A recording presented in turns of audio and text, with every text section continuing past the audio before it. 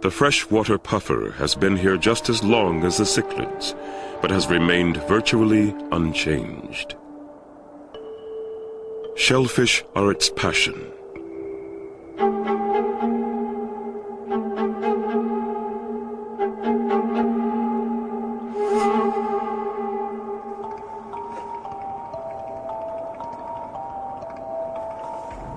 Its mouth has been transformed into a powerful beak, the better to crunch crabs with.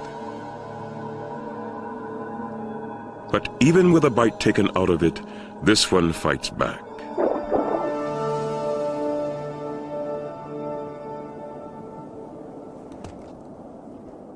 Puffers were highly specialized even before Lake Tanganyika was created.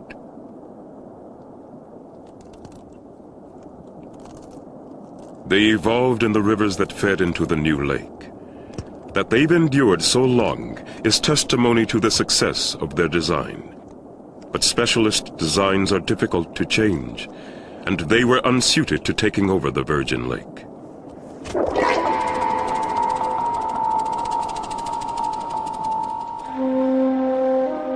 Unable to adapt to living in the lake itself, the puffer survives only as long as it stays in its river delta home.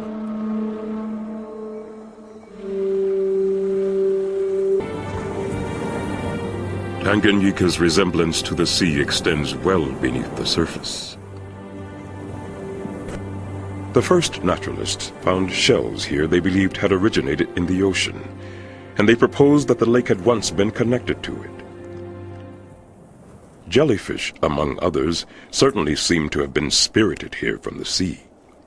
In fact, the lake has never been a part of the ocean, but over millions of years, animals have come to resemble marine creatures because they evolved under similar conditions. The lake even has its own sardines. And when they come inshore to spawn, the feast is on.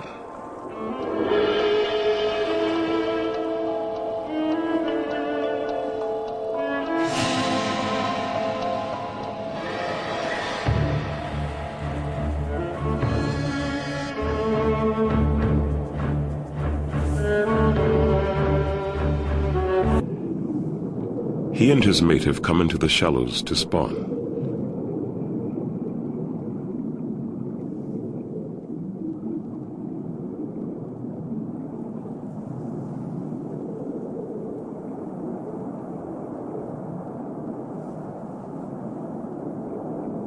These tiny globes contain the future of their parents' evolutionary line, but they're also packets of high-energy nourishment, perfect food for other cichlids.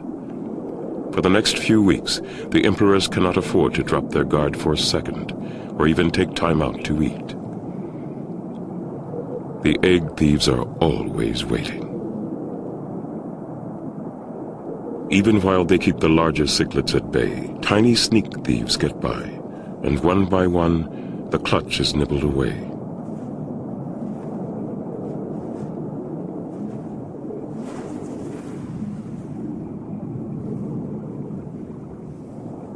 A water beetle's browsing is even more serious.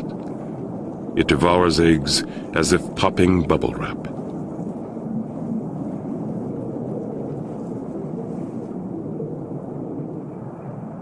It may be its shape or its clumsy swimming, but whatever the reason, the emperor does not seem to recognize it as a threat.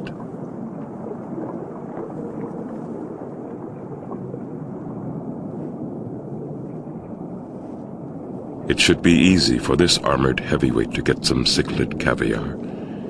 Weighing in at 15 pounds, the terrapin is 3 times heavier than the parents.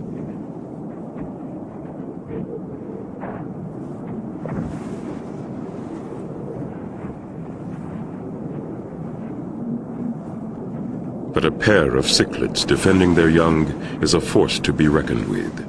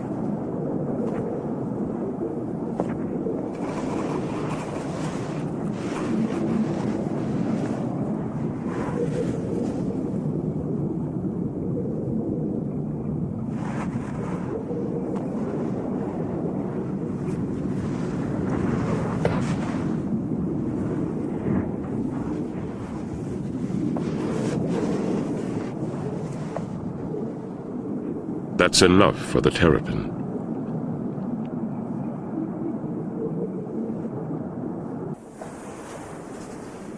This little snail presents cichlids with just such an opportunity, but only after the snail itself has died.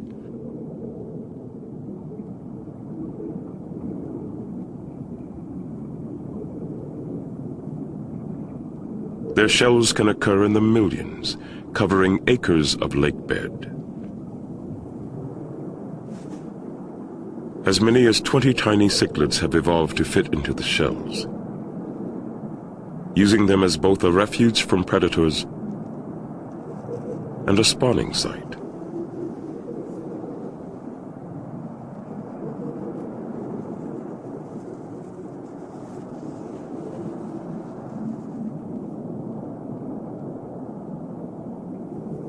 This cichlid is courting. The females of his kind are small enough to fit inside the shells, but the male is far too large. All he can do is squirt his sperm into the entrance.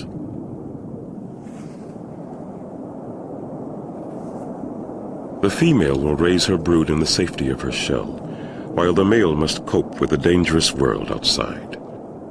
But there is a definite advantage to being so big.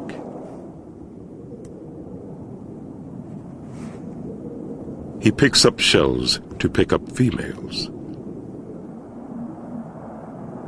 Passing females are escorted by the male to his collection of shells.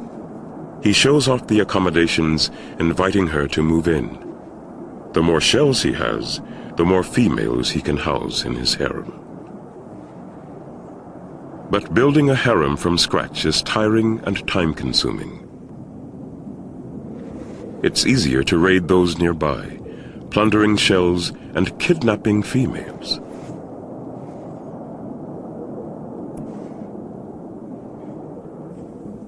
For the many different cichlids who evolved into miniatures, these shells provide a haven. But just occasionally, they can become traps.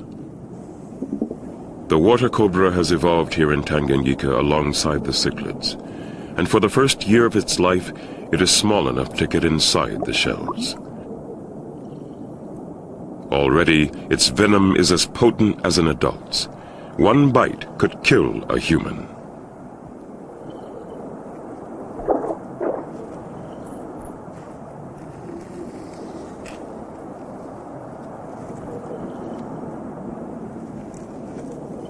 Millions of years ago, the cobra left the land to hunt in the lake, and now feeds almost entirely on fish.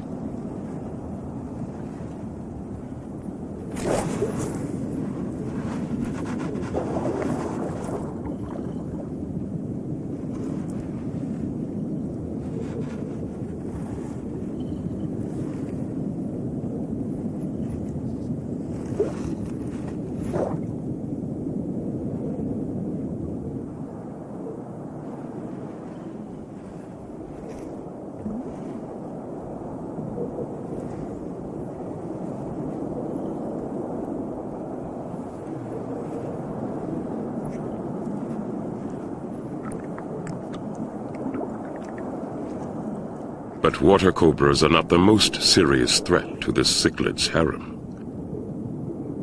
He is surrounded, but not by his females. They're tucked inside their shells. His harem is being raided by midget males.